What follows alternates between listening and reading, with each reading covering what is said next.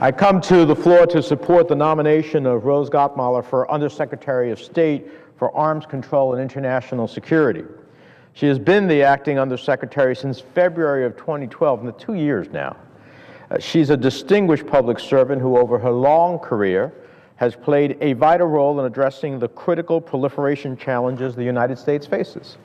And in my mind, it would be difficult to find a person more appropriate to take on the variety of new and old proliferation threats we face. Rose Gottemoeller was the chief U.S. negotiator of the new Strategic Arms Treaty with the Russian Federation. And during the Clinton administration, she served in the Department of Energy overseeing its nuclear proliferation portfolio.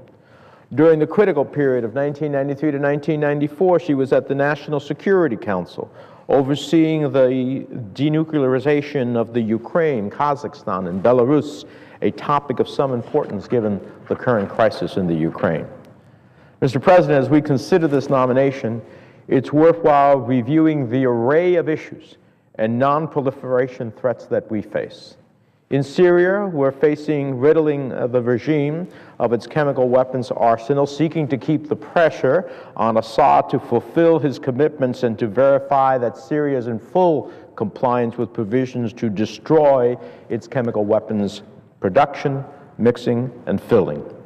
The United States, along with the rest of the international community, is engaged in the complex process to transport and safely destroy Syria's chemical weapons stockpile. Second, on the issue of Iran's nuclear program, we are entering a critical stage of negotiations. As I noted in remarks on the floor last month, we must, in my view, maintain the pressure on Iran to dismantle its nuclear weapons program. As part of our negotiations, we must insist on the most stringent measures to verify whether Iran is in compliance with agreements it has signed. And we need to ensure that any final deal that might be signed can be precisely monitored, providing us a warning signal at the first hint that Iran is seeking to achieve nuclear breakout. Third, in terms of North Korea, the United States has stated that we will not accept North Korea as a nuclear weapons state, which would potentially unleash an arms race in the region and threaten our security and the security of our allies. Fourth, we have to maintain and sharpen our efforts to prevent terrorists from getting their hands on and/or using nuclear, chemical, or biological weapons.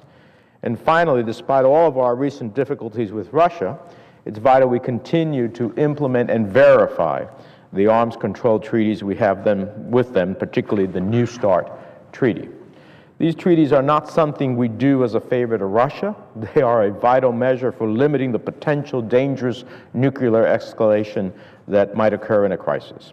For all of these reasons, and many others, we need to confirm the nomination of Rose Gottemoeller so she can fully assume her new responsibilities as Undersecretary of State for Arms Control and International Security, with all the authority necessary to represent the United States security interests in the international community. Now, having said that, I know there are differences within the Senate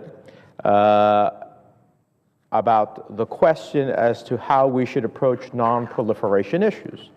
But I think regardless of those differences, I believe there are a number of things we can all agree upon. We can all agree that we face a new and more complex set of proliferation threats. The threat of terrorists getting their hands on nuclear, chemical, or biological weapons, the danger of regional armed nuclear adversaries like North Korea and Iran using their nuclear capabilities to blackmail our partners and allies.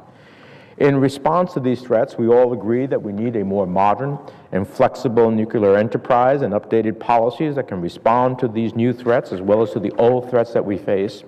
And I hope we can agree that we need to confirm this nominee to be in a position with authority to help update and implement those policies with the full authority of the position.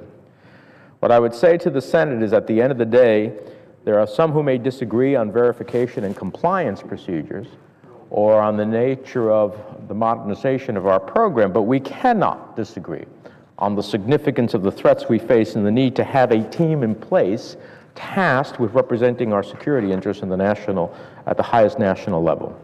This is not a time to say no to confirming a qualified, experienced, non-proliferation expert with so much is at stake in Syria and North Korea and Iran, in negotiations with Russia, not when we imagine the consequences of what the spread of these weapons can bring. So I urge my colleagues to confirm this nominee in the national security interests of the United States and look forward to a strong support of her nomination. With that, Mr. President, I yield the floor and observe the absence of a quorum.